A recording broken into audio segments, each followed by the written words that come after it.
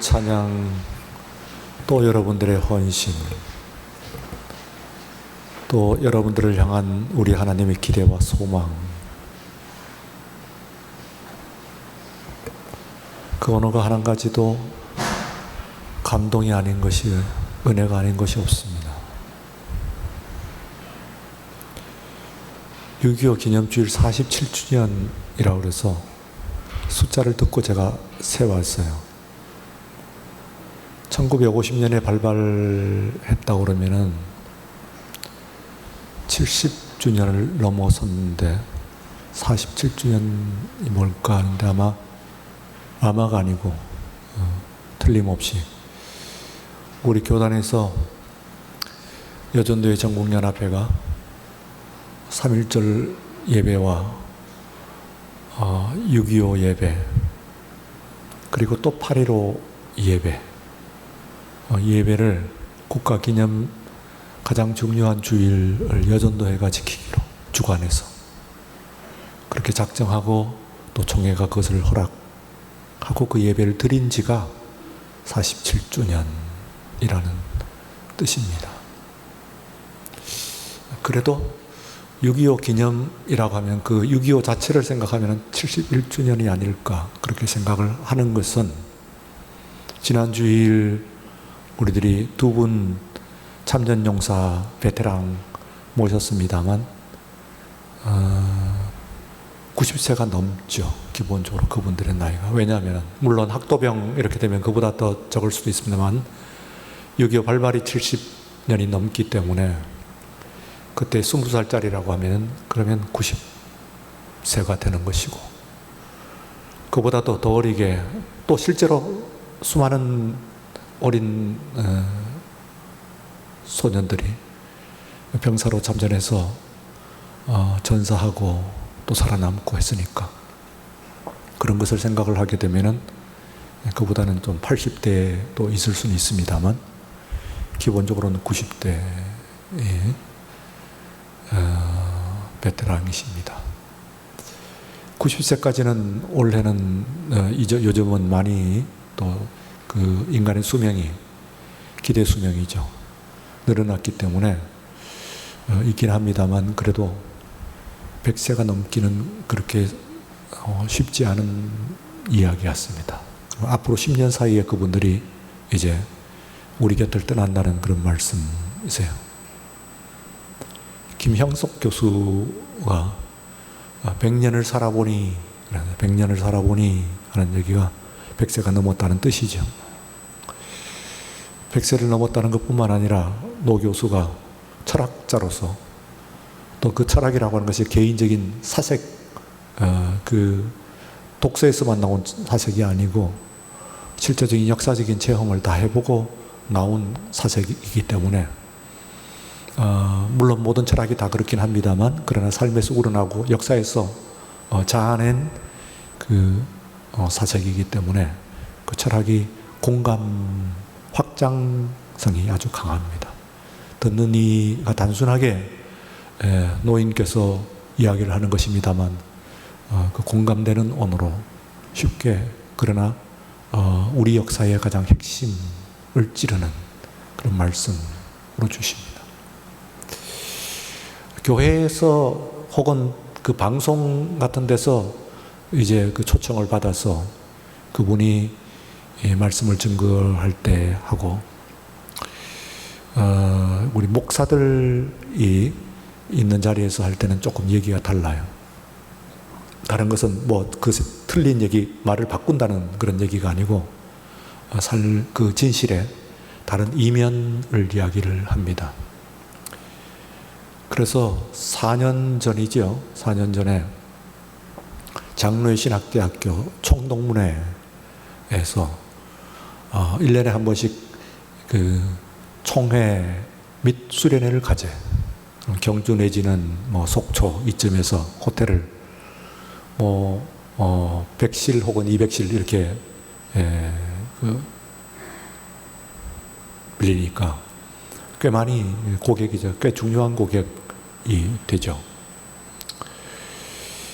그래서 이제 거긴 다 목회자들 목회자입니다. 목회자들이고 또 목회자 사모들 이렇게 되어 있으니까 거기에 강사로 초청을 했어요. 후배들이 했죠. 저는 이미 이제 임기를 이미 마쳤던 역임을 한 상태이니까 제가 참석하고 후배들 임원들이 초청을 했는데 얘기를 들으니까 응낙을 안 해요. 다른 곳은 몰라도 방송이나 혹은 학교 교실 그런 데는 얼마든지 가고 교실도 교회도 또 부르면 생각 끝에 적절하면 가긴 합니다만 목사님들만 있는 데 가서 말씀을 전하는 것이 불편하다는 그런 여러 번 고사를 하셨다고 그래요. 이 일을 달지 않겠습니다. 그리고 꼭 듣기를 원합니다. 많은 사람들이 뭐라고 말씀하시는지 조금 특별하게 말씀을 듣기를 원한다 하는 거듭된 요청에 의해서 그때에 한 2시간 강연이니까 꽤 긴 강연이죠. 상당한 그런 긴 강연을 하게 됐어요. 아닌 게 아니라 일반 방송에서 나오는 이야기하고 또 다른 교실이나 이런 세미나 같은 데서 나오는 이야기하고는 좀 다른 부분들의 이야기가 나와요. 교회에 관한 이야기들, 특별히 신앙에 관한 이야기가 나오는데 본인은 그 교회를 전혀 다니지 않았었는데 그 당시는 평양에 있는 학교들이 꽤 좋은 학교들 그리고 선생님들도 꽤 좋은 선생님들이 그곳에 운집에 있었다고 그래요. 그래서 그분이 중학교를 지금 같으면 중학교와 고등학교를 합한 거죠. 그때 이 중학교라고 하는 것은 중학교를 숭실 중학교를 들어갔어요. 숭실 중학교가 여기도 있습니다만 그건 이제 아마 피난 내려온 그런 것일 거고 원래 거기 이제 있는데 거기서 소위 미션 스쿨이죠. 거기를 이제 믿음으로 들어간 건 아니고 학교가 좋으니까 선생님들이 좋으니까 본인의 그 당시 뭐 안창호 그런 분들을 그 학교에서 만났다 그러니까 선생님으로 그러니까 굉장히 좋은 학교죠. 거기서 이제 만나는 선생님 중에 한 분이 최남선이라고 육당 최남선 장로님이시죠. 이 만나게 됩니다. 그런데 이제 거기서 단순히 그분들의 과목 무슨 역사나 혹은 영어나 혹은 물리나 이런 것들만 배운 것은 아니고 그분들을 통해 갖고 배운 것이 말하자면 역사의식도 배우고 특별히 바로 믿음을 배운 거예요. 믿음. 그래서 이제 졸업을 할 때 돼서는 아주 독실한 그 기독교인이 된 거죠. 그래서 그때 그런 말을 해요. 그때의 그 평양에서 기독교인들이 얼마나 공신력이 있었느냐 하면은 자신들이 이제 와서 시중에 수군수군거리는 소리가 들려요. 수군수군거리는데 햇병아리 아주 말끔하게 생긴 젊은 청년이 소련군 군복을 입고 내려왔는데 이 사람이 들어왔고 김일성 장군이라고 그러면 김일성 장군은 나이가 굉장히 많은 노인이에요. 그 당시는 베테랑이니까 뭐 그렇다고 70, 80대는 그런 건 아닙니다만 이게 30대의 젊은 청년이 와가지고 거기서 김일성이라고 그러니까 믿을 수가 없다는 거예요. 이 민구들이 하는 이야기를 못 믿는 거예요. 사람들을 불러 세워가지고 공산당들은 집회 같은 것을 많이 하니까 밤낮없이 불러.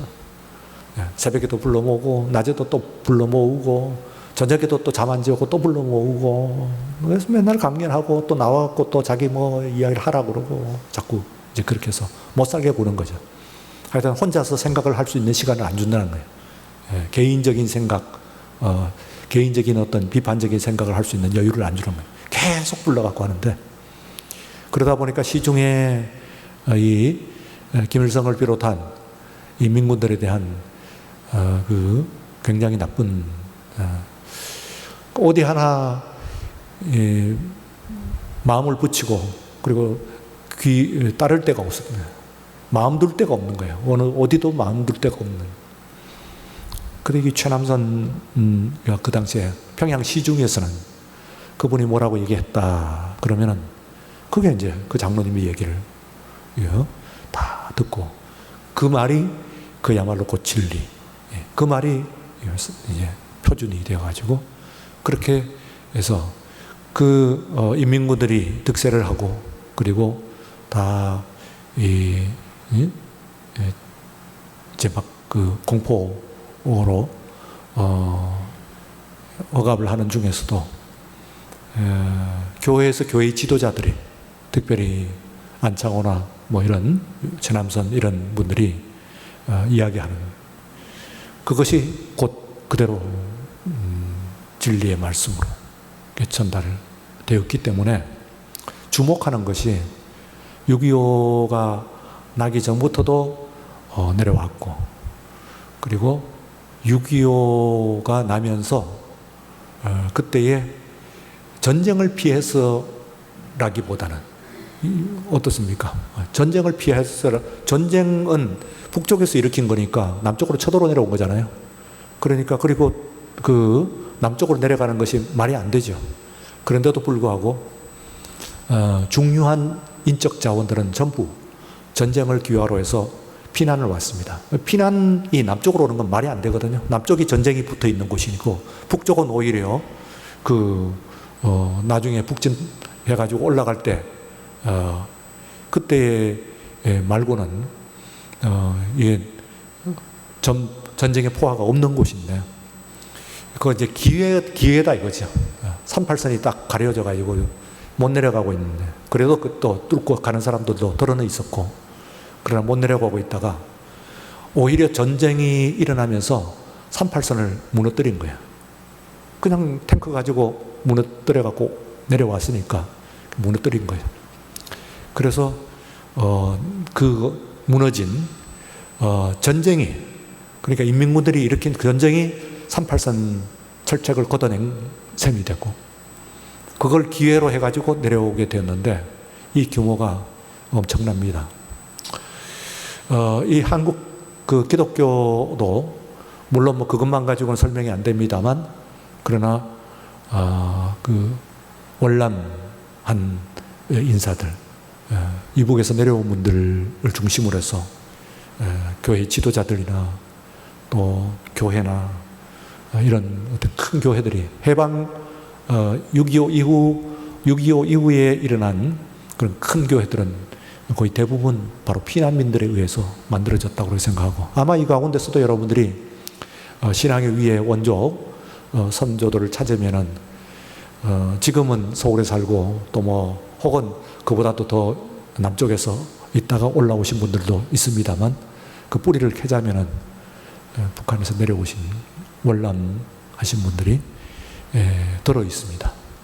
많이 있던 거죠, 많이. 그래서 그 신앙의 가족력을 물으면은 이야기 꺼내는데 보면은 사실은 그러고 나오면은 그 얘기들이 이제 쭉 나오는 거죠. 그 당시에 통치자가 남쪽에는 이승만 박사였고 그리고 위에는 이제 김일성 이렇게 돼 있는데 그와 함께 이런 사람들은 교회 지도자들 그런 사람들은 그걸 견제하고 오히려 백성들이 거기에 마음을 둔 거죠. 오늘 여기 있는 그 이사야는요 워낙 유명한 사람입니다. 워낙 유명한 사람이 되어가지고 구약 전체 중에서도 가장 긴 66권이죠. 66장이죠. 66장. 그래서 시간적으로도 이 사람이 4명의 왕 우시야 왕이 죽던 해에 소명을 받았어요. 그래서 6장에 의해 이사야 6장에 소명장이 나와 있습니다. 그 소명장이 나와 있으면은 자기가 소명을 받고 1장부 5장은 뭐냐?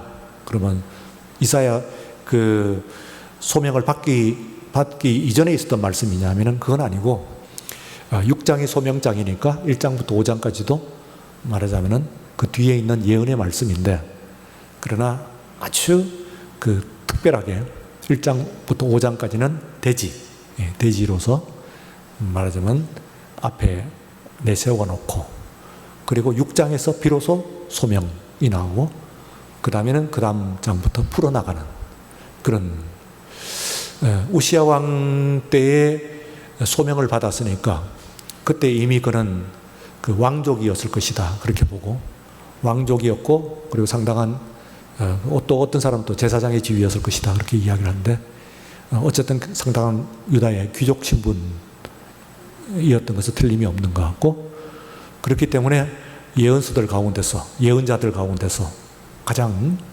그 신분이 높은 사람입니다. 그 사람이. 우리가 예언서라고 얘기하는데 구약은 기본적으로 두 편으로 되어 있죠. 하나는 토라라고 하는 근데 토라가 우리로 얘기하면 지금 모세 5경 혹은 6경, 그렇게 모세 5경, 6경, 성경의 첫 5권 혹은 그 여호수아까지 합하면은 6권, 그걸 이제 말하자면 토라라고 합니다. 토라. 토라, 우리말로는 율법 이렇게 번역이 되어 있는데, 율법이라고 번역이 되어 있으면은 조금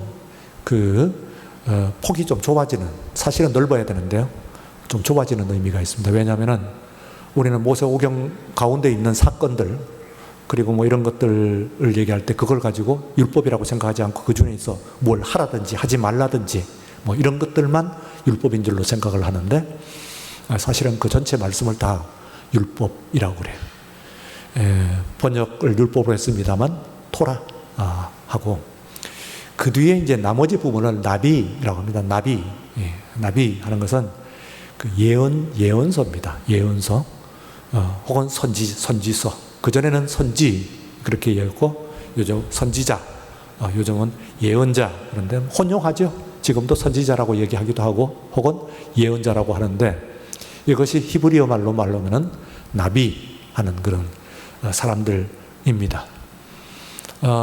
전체적으로 보게 되면 16명의 그 예언서가 나오는데, 예언자는 그보다 많죠. 그런데 아주 초기 예언자들의 경우에 있어서는 그 기록이 없어요.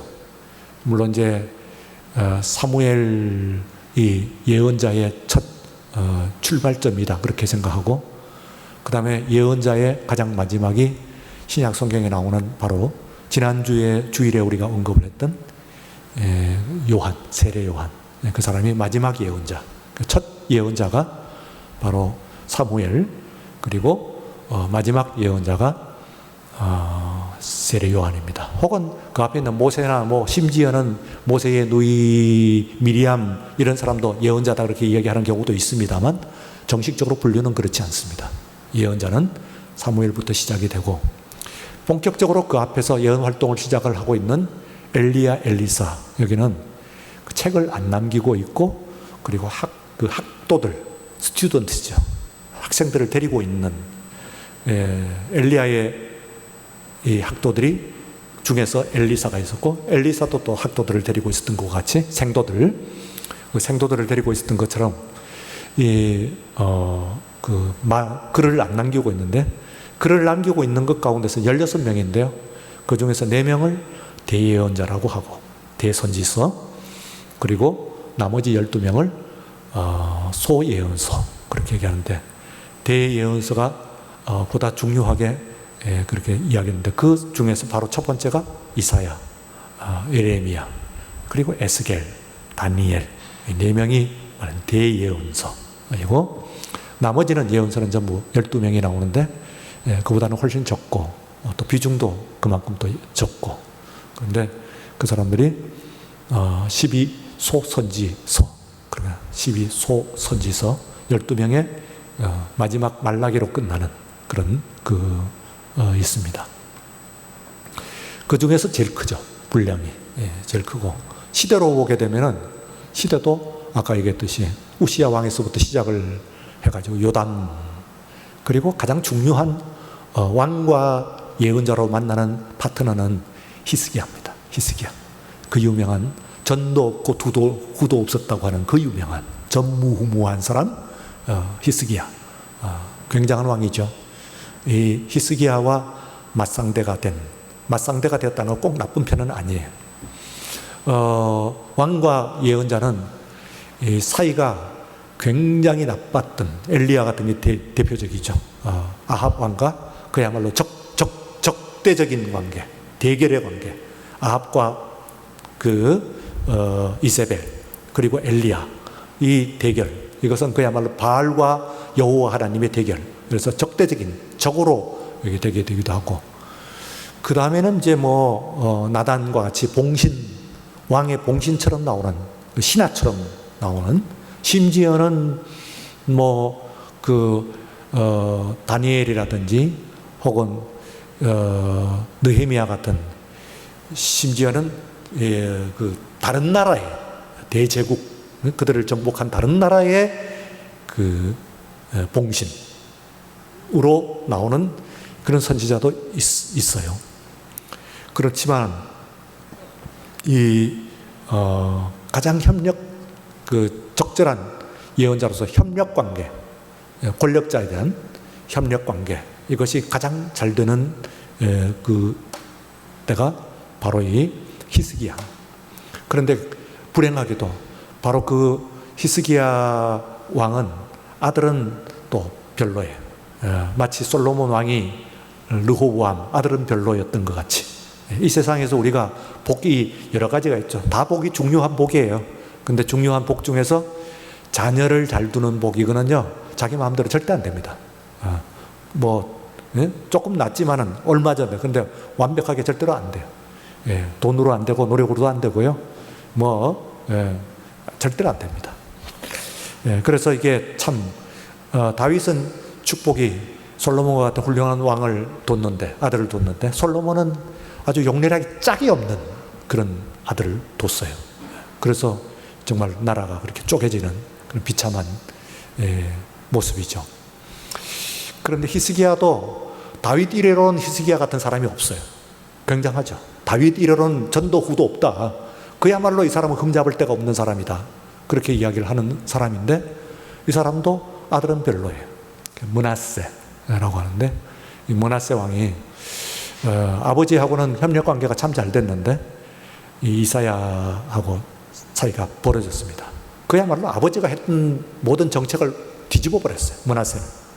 그러니까 점점 더 사이가 나빠져 가지고 결국은 이 이사야는 비참한 최후, 산채로 톱으로 두동강입니다. 그것도 허리를 산채로 두동강을 내버리기 때문에요. 완전히 비참한 그 최후를 맞죠. 그 아들 므낫세에 의해 가지고. 그런데 이제 히스기야는 놀라웠게도 이 사람의 이 말을 듣는 것이 불가능해요. 세계 정세를 바라보게 되면은 그 당시에 아수르라고 한 나라가요. 이게 어마어마한 나라이기 때문에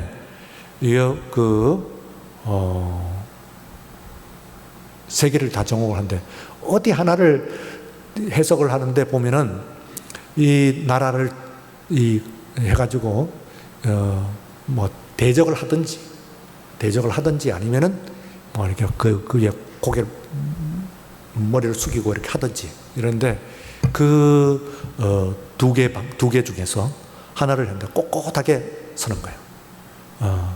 그냥 너는 여호와만 바라고 꼿꼿하게 서라는 거예요. 제가 생각을 했는데 저 북한이 지금 꽤 똑똑한, 꽤 현명한 지도자를 뒀다, 그런 생각이 들어요. 꽤 현명한 지도자구나, 그런 생각이 들어요. 뭐라고 최근에 이야기를, 적국입니다만 뭐라고 얘기하냐면, 미국 이제 바이든 얼마나 불안하겠어요, 사실요. 이게 앞에 있는 전 대통령하고 다 쌓아놓은 게 무너지고 일거에 기대했던 것이 전부 그냥 하루쯤 무너지고 이렇게 하는데, 뭐라고 그러냐면은, 읽어보니까 여러분들 다 읽으셨겠습니다만, 우리가 대화를 하고 그리고 경제도 도약을 해야 된다. 그런데 그 가운데서 또 대화가 안 될 경우에는 전쟁도 준비해야 된다. 그런데 대화를 간절히 원하는 만큼 전쟁을 더 철저히 준비해야 된다는 거예요. 그래서 제가 생각할 때, 야, 이렇게 현명한 사람이 있냐. 이거 정말 지도자답네? 그런 생각이 든 거예요. 적이지만. 굉장히 보세요. 얘기가. 대화를 해야 돼. 평화도 원한다. 대화를 하겠다. 경제도 그래서 경제가 번영될 수 있으면 경제를 하겠다. 간절히 원한다. 그런데 안 될 수도 있다. 안 될 때를 대비해서 전쟁을 준비해야 된다. 철저히. 근데 대화를 원하는 만큼 더 철저히 준비를 한대. 그래서 우리가 생각을 했어요. 제가. 우리는 어떻게 했냐고요. 군대 수를 줄이고, 군인 수를 줄이고, 벙커를 전부 없애고, 앞에 있는 그것을 철수를 하고, 철책을 전부 걷어내고, 철책을 걷었잖아요. 스스로. 벙커를 해가고, 같은 수 해가지고, 다 걷어내고, 줄이고, 없애고, 이랬단 말이에요. 그러니까, 대화도 해야죠. 워낙에 위험한 전쟁 나면 안 되니까. 하여튼 잘 구슬르고 어쨌든 하는 것은 어쨌든 좋습니다. 예. 그렇게 해서 우리가 정말 화합만 될 수 있다고 한다면은 투자 가치가 없지는 않아요. 그런데 그렇다고 해서 군대를 줄이고 철책을 걷어내고 벙커를 다 없애고 그러다니.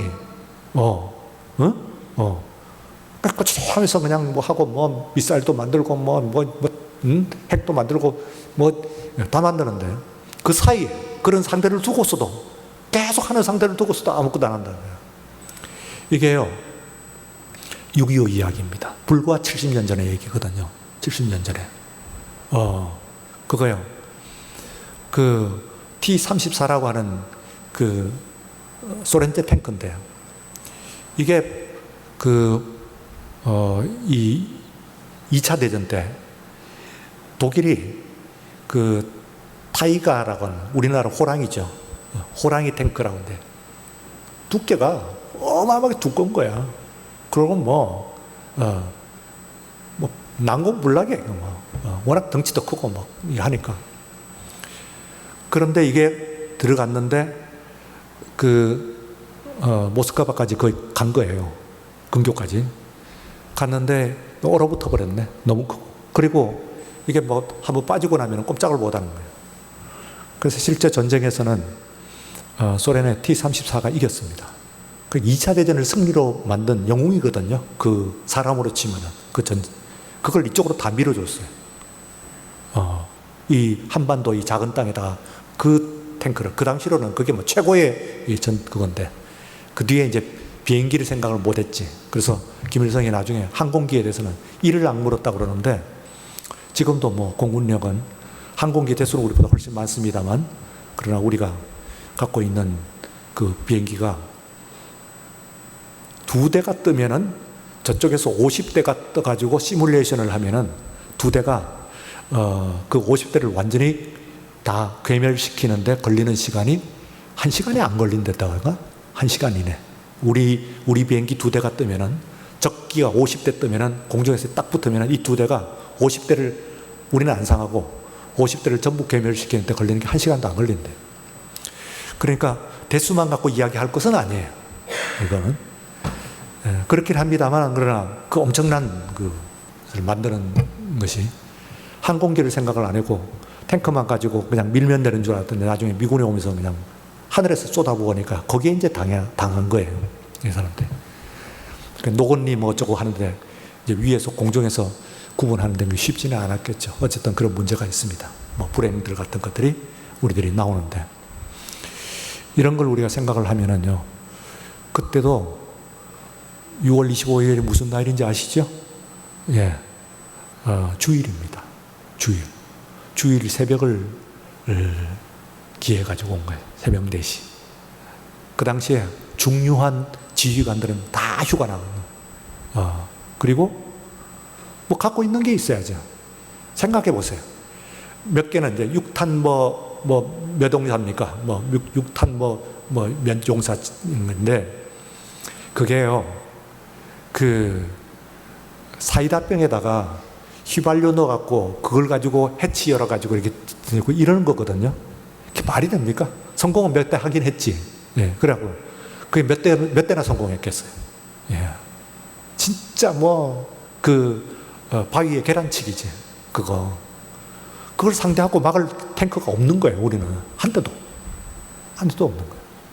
그러니까 그냥 쫙 내려가고 그냥 전면에서 처음에는 이쪽만 뚫리는 줄 알았더니 나중에 보니까 38선 전역에서 쫙 하고 내려오는데 꼼짝없어요. 그냥 당한 거예요. 속수무책으로 그냥 당하다 보니까는 이제 한강철교 끊는다 난다 하면서 나중에 또 끊은 사람이 또 나와가지고 사형을 시키고 대통령한테 묻고 이러면서 그때부터 이제 뭐가 잘못됐던 대통령 끄집어내면서 이제 이렇게 하는 그게 이제 이미 시작이 되는 거예요. 하기야 그 전에 우리나라 역사 군주에 대해서는 진력이 났으니까.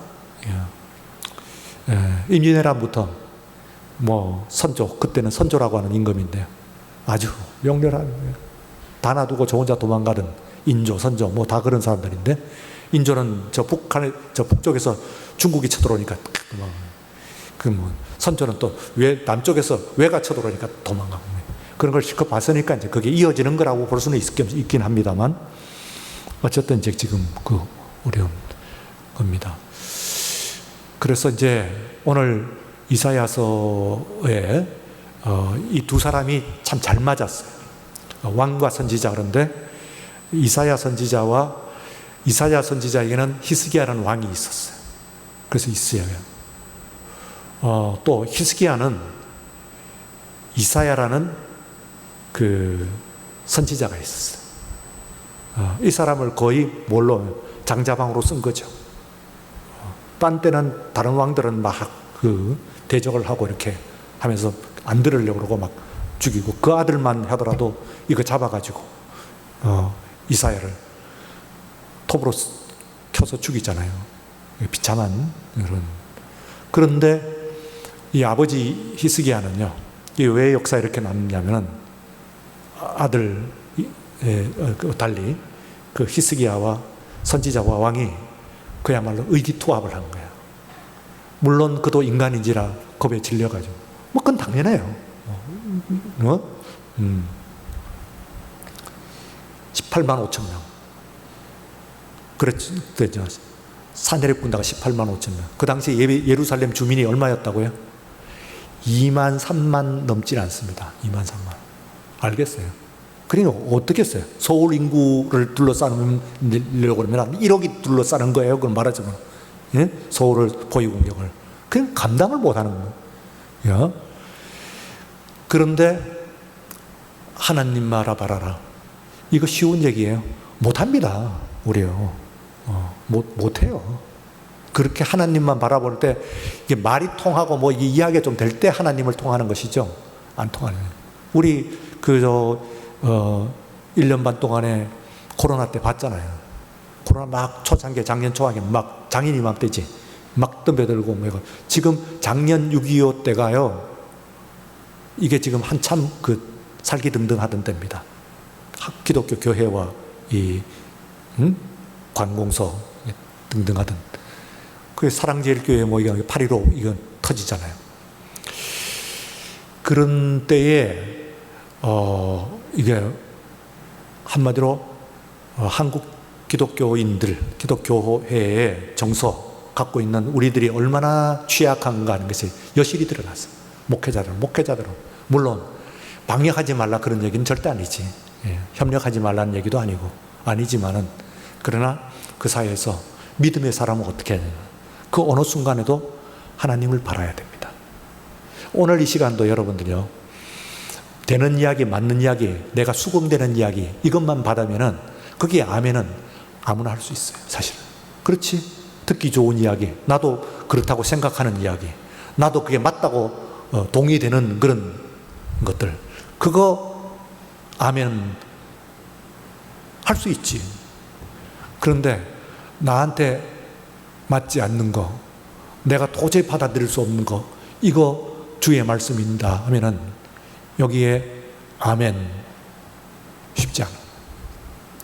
아니라는데 그건 목사님이 당신의 얘기지 그게 하나님 말씀 아니라는 거예요. 심지어 가르칠 리가 없답니다.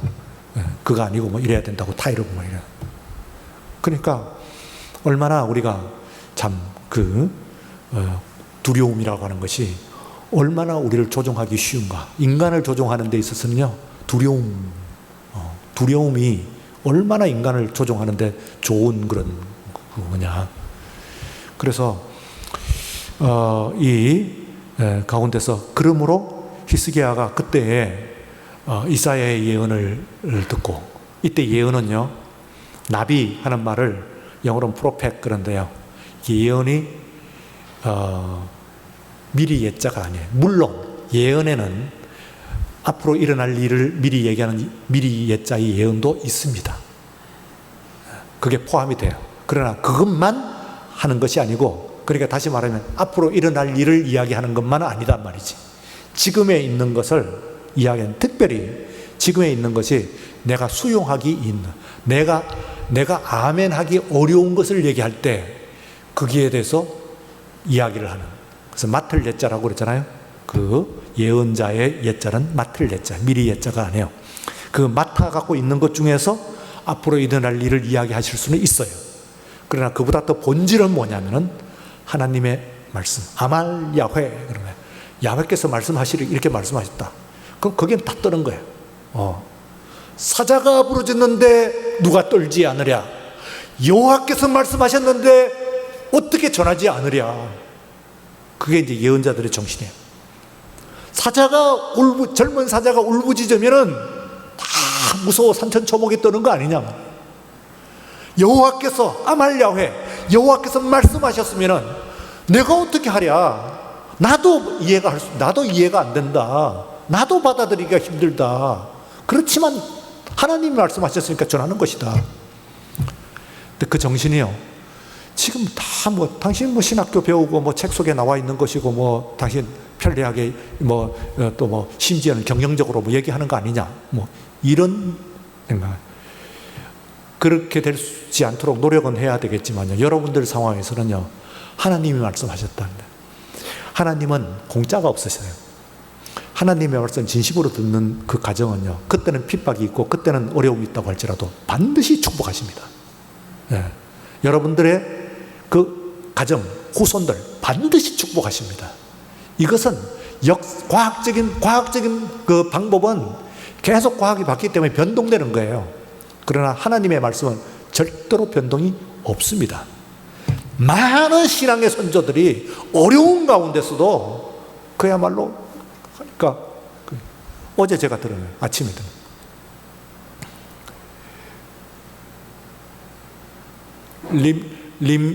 우리 교단에 아버지가 총회장이시고 아들이 총회장인 경우가 딱 한 번 있어요. 그게 이제 노량진 교회에 있는 임인식 목사님이 총회장이셨고, 그리고 4년 전에